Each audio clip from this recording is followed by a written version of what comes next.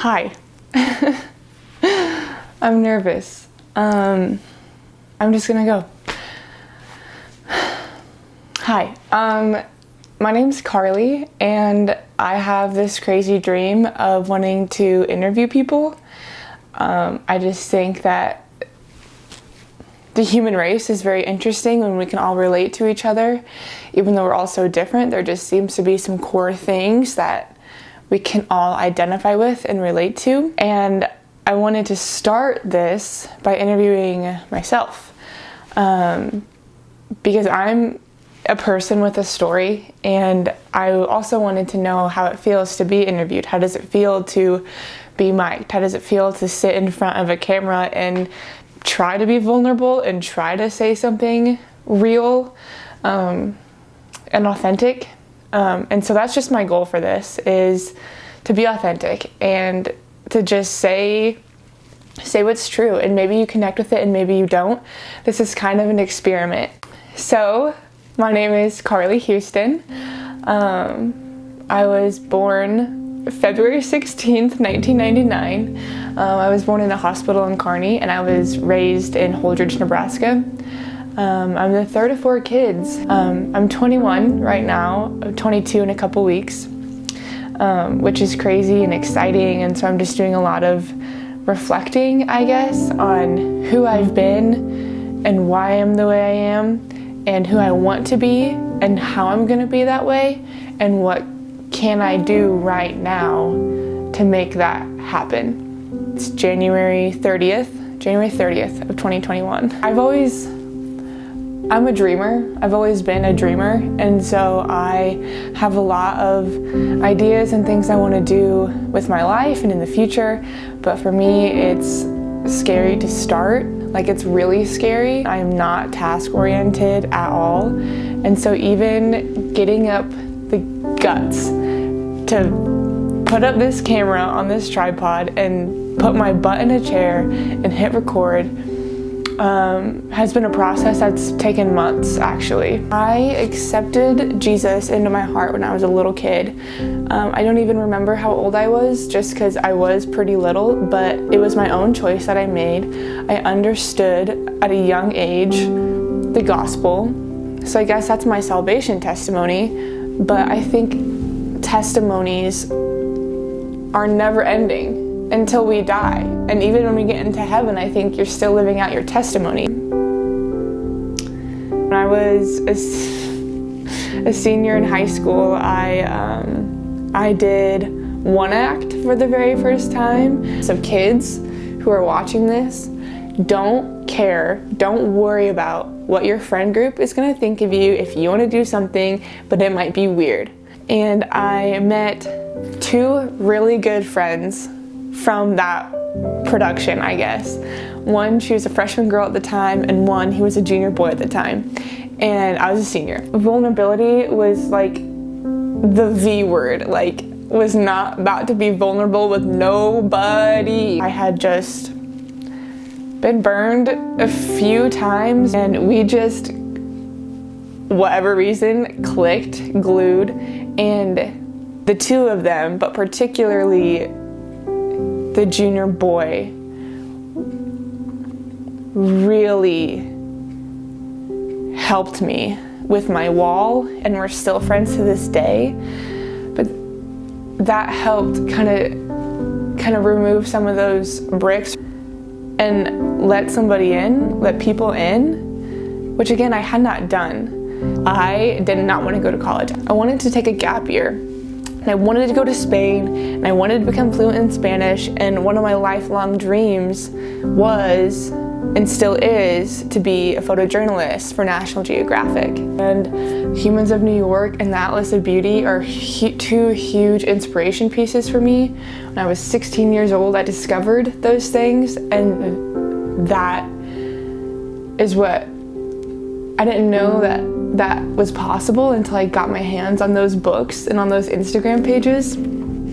That was my plan. My plan was to not go to college. Well, and it sounds silly, but it was a life-changing, literally, it changed the course of my life. I watched the movie Good Will Hunting, and it changed my life. I remember crying. I got done watching it and I took my earbuds out, and I just remember either thinking, or maybe I said it out loud, I want to be that smart. I'm like, okay, well, if I want to be that smart, I better go to college. We were touring the campus, Northeast Community College in Norfolk, Nebraska. I just heard God say to me, Carly, this is where I want to plant you. You know when you feel it? You feel it in your gut, whatever decision you're making. And I said, okay, done. Like, this is where I'll go to school. And so I had told everyone, hey, I'm going to college now.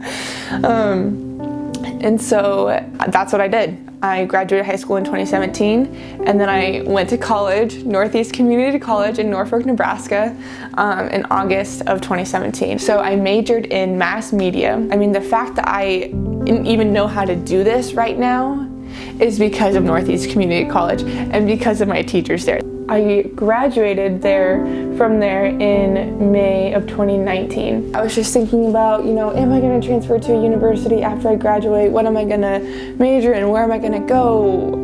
I don't want to take out a huge student loan.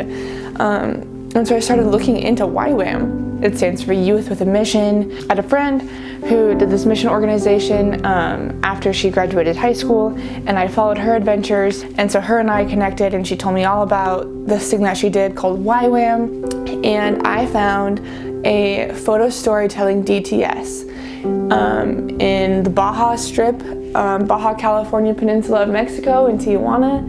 And it was going to take place, so I graduated in May of 2019, and it was going to take place from September of 2019 to February of 2020. So that's what I did. I always wanted to take a gap year. Didn't work out after high school. Maybe this could kind of be my gap year that I take. I went to Mexico in September of 2019. That's kind of what I did instead of transferring to a university. I learned even more about photography and really got to see how, man, you can just capture some real beauty with photography. I discovered that I am passionate about fighting human trafficking. Ooh, I just got goosebumps. Photography is so powerful. We're surrounded by images every day, and so many of us have gotten burned by bad photos of us, or just look at pornography and what that does. It's very, very powerful. And so I got to learn kind of how to wield that power with honor and with dignity, with grace, with beauty. I don't know what my roadmap is completely. I just see these kind of puzzle pieces almost floating out. So I have this passion for fighting human trafficking. I have this passion for photography and videography and writing and storytelling and for beauty and for justice and traveling. And I want to become fluent in Spanish. And I just see all of these different pieces. I just think they all work together, and I don't exactly know how, which is crazy and scary and amazing and awesome, and God's gonna provide, and I'm gonna be scared, but I want to do it. I finished my DTS in February of 2020, and then I moved back home. I touched down in Kearney, Nebraska on February 16th, 2020, my 21st birthday, and so we celebrated, my family and I, we got takeout pizza from my favorite pizzeria, got red wine from Target, came home, sat on the couch, ate, drank, sweatpants, watched the Taylor Swift documentary.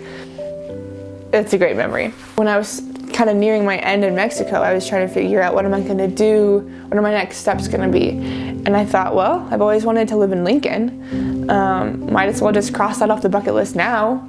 And so I talked to my sister, who at the time was living in Kansas City. She's a chiropractor. She was practicing there. And she said she was thinking about moving to Lincoln to open her own business. And we were like, oh, live together, not live together. We're 4 years apart, 4.5 years apart, in very different seasons of life. Would this be the best thing ever? Would this be the worst thing ever? And God really laid it on my heart to live with her.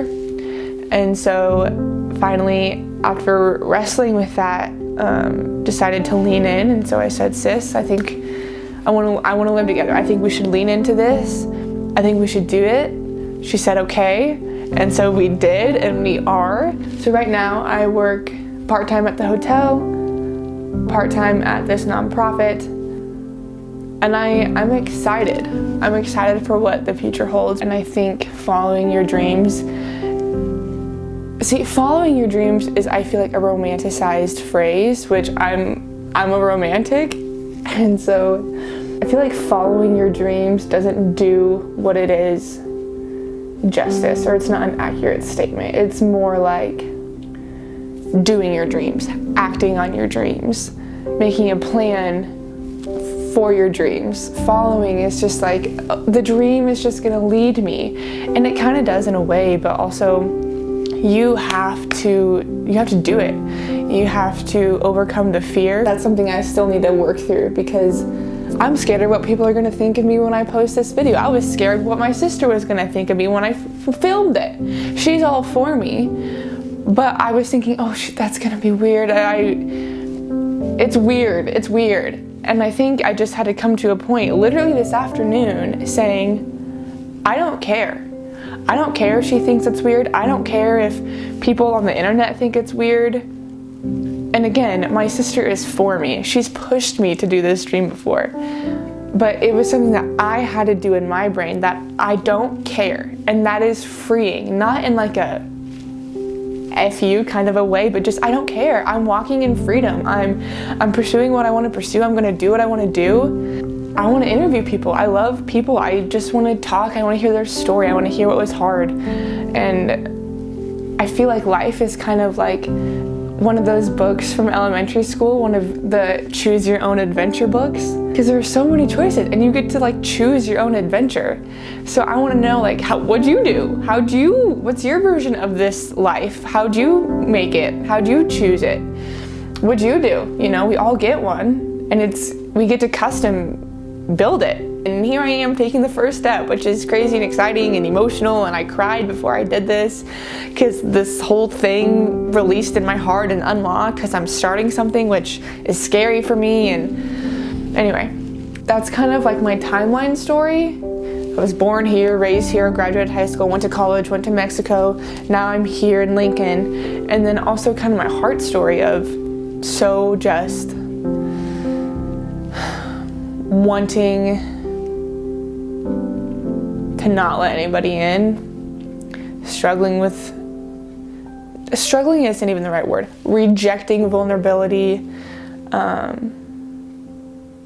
not having hard conversations. Now I can have hard conversations, and do often, because I'm a work in progress. Usually the hard conversations are because of me, because I messed up. And like, that's the story. That's God. That's the grace of God. That's because of God. That's who He is. And now the story of my heart is walking out and knowing that I am unique and bold, and I can pursue my dreams and not care what other people think, even though the people in my life support me and think it's awesome. But I just had to make that switch in my mind for myself. So that's where I'm at, and I'm wanting to just be who I wanted to be when I was 16 years old. When I was dreaming on the couch in my living room of wanting to travel and make art and photograph people and talk with people and be a photographer for National Geographic. And now at 21, almost 22, I want to do that girl justice. I want to make my 16-year-old self proud of who she became and who I am. And I'm excited, and I'm also kind of done talking. This has been good. I was nervous, I was sweating, I had to put deodorant on. I had to put deodorant on before this. So yeah, hopefully there will be more of these.